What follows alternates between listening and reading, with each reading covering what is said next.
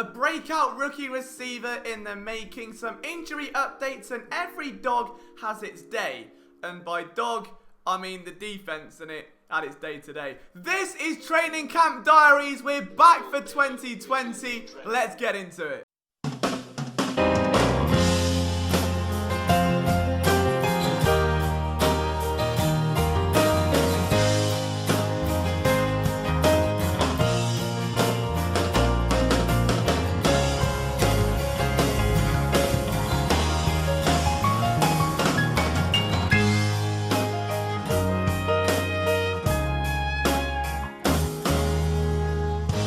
Alright guys, if you're new to the channel, if you're new to the series, welcome, buckle up. We're going to guide you through the very best of Eagles training camp padded practices every single day. We're not going to miss a beat. We're going to full send it so you guys are fully clued up on everything going on with the team. We might have some special guests along the way.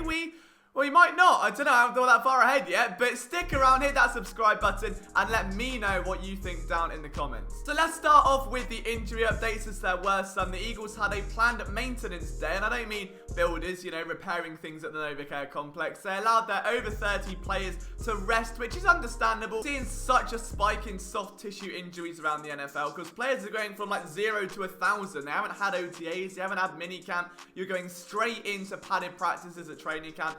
It's hard, and you're seeing a lot of really heartbreaking stuff right now. Look at Gerald McCoy with the Cowboys. It's such a bad situation. JJ Arcega-Whiteside and Duke Riley returned to practice today. They were both on the injury report, if you can call it that, the day before. Man replacing Jason Kelsey, or as Ed Cracks put it, Japan Kelsey, which has to be a nickname. This has to be a joke now. That's the best thing I've seen today. Was Isaac Seumalo, which I found really, really interesting because the Eagles drafted Jack Driscoll. We knew there was a little bit of uncertainty as to who would potentially be the insurance policy behind Kelsey for 2020. Like, they can groom a replacement, that's fine, but we don't know who's going to step in straight away. Looks as though it's got to be Seumalo, who's currently the team's starting left guard, and let's not forget, did spend an off-season working at center.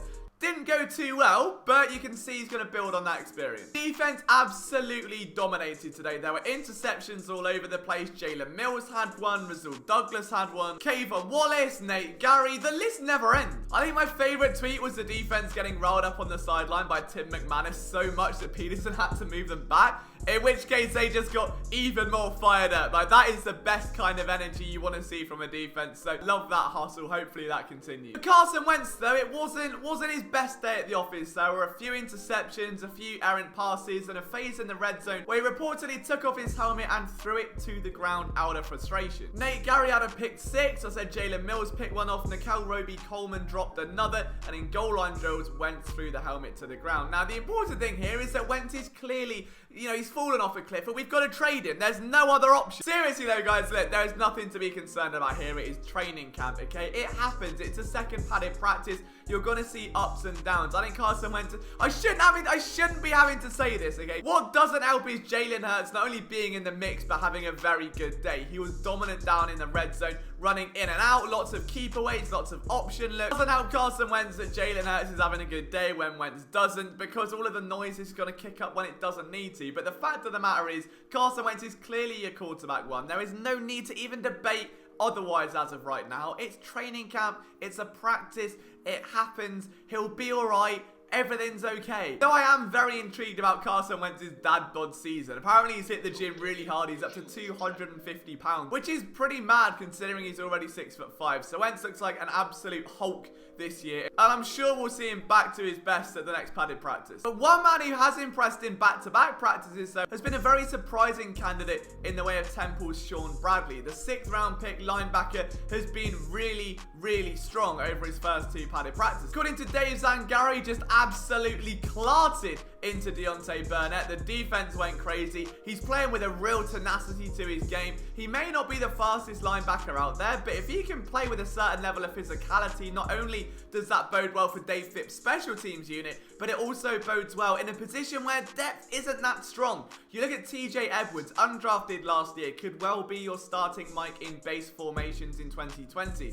There's a lot of upside there for guys like Davion Taylor, like Sean Bradley, and if he can keep performing at the rate he is at training camp, then without preseason, if he's clearly like the head of the pack, we can absolutely see him sneak some time on defense, and that is very exciting. For the cornerback battle, it looks as though Avonte Maddox is clearly your cornerback 2 at the moment. Sidney Jones didn't have his best day at the office, while Avonte Maddox seemed to have a little bit of a stronger one. The point where Jones apparently leapt for a pass breakup on Josh Perkins and, well, missed, which isn't exactly ideal. Now, I do think Avonte Maddox is going to have clamps on that CB2 position. Jones should be the backup, as I said yesterday in Twips. And I also think that Rasul Douglas behind Darius Slay is like the best pairing possible. The two have worked together a lot this offseason. They've visited the same footwork coach. And if Saul can get that footwork sorted and get a quicker release and learn to flip his hips faster and more fluidly, then he can absolutely make up for some of that long speed that he lacks. And maybe, just maybe, show to Mark and Manuel what former coaches may not have seen in him, that he is a strong option at cornerback and he can absolutely